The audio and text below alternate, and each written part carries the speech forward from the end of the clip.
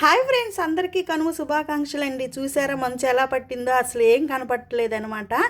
అసలు మంచు అనేది అసలు ఏమీ కనిపించకుండా పట్టిందండి. ఇంకా అయితే పొద్దున్నే అయితే లేచి ఇవాళ కనుమ పండుగ కదా, ఇంటి ముందు రథము, గొడుగు, చాప అట్లాగే చెప్పులు అలా వేసుకుని సోమవారం ఈ రథం ఎక్కి ఆ చాపలో కూర్చుని గొడుగు పట్టుకుని ఆ చెప్పులు వేసుకుని ఊరేగిస్తారని అర్థం అనమాట. ఈరోజు కనుమ పండుగ కాబట్టి అందరూ ఇవే ముగ్గు ఎక్కువ శాతం వేస్తూ ఉంటారు.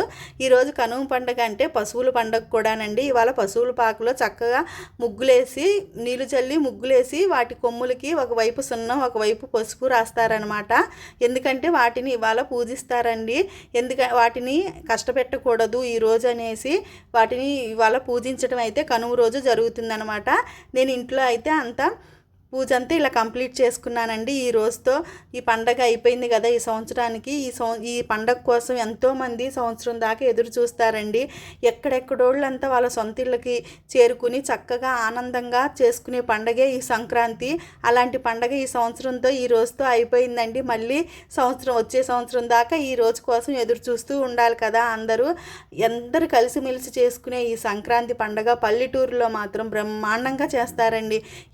ఎక్కడెక్కడ ఉన్న ఆడపిల్లలు కానీ పిల్లలు కానీ ముది మనవాళ్ళతో చక్కగా ఆనందంగా చేసుకునే పండగేనండి ఈ సంక్రాంతి. ఈ రోజైతే కనుమ కదా, నేను మా ఇంట్లో అయితే చికెన్ ఫ్రై అలాగే బిర్యానీని వండాను స్పెషల్గా. మీరు మీ ఇళ్ళల్లో ఏం చేసుకున్నారో ఖచ్చితంగా కామెంట్లో అయితే తెలియచేయండి. ఇంకా చాలా చాలా రకాలైతే చేసుకుంటారు. ఇవాళ మేమైతే చికెన్ బిర్యానీ అట్లాగే చికెన్ ఫ్రై అయితే మా ఇంట్లో చేసుకోవడం జరిగింది. మీ అందరికి కనుక నా వీడియో నచ్చితే లైక్ చేయండి, షేర్ చేయండి, సబ్స్క్రైబ్ చేయండి. మీరు ఇంట్లో ఏమేమి స్పెషల్ చేసుకున్నారో కామెంట్ రూపంలో తెలియజేయండి.